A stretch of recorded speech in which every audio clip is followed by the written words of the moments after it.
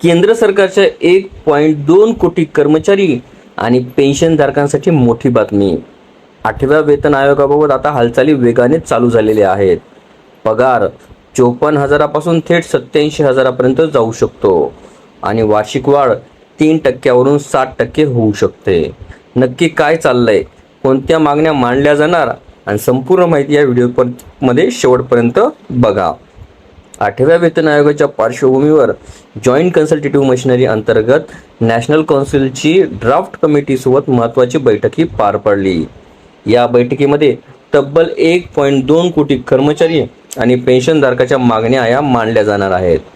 सध्या अनेक कर्मचारी फेडरेशनवर नाराजीचे वातावरण दिसून येत आहे, कारण सरकारने ज्या मागण्या सांगितल्या आहेत त्या टर्म्स ऑफ रेफरन्समध्ये.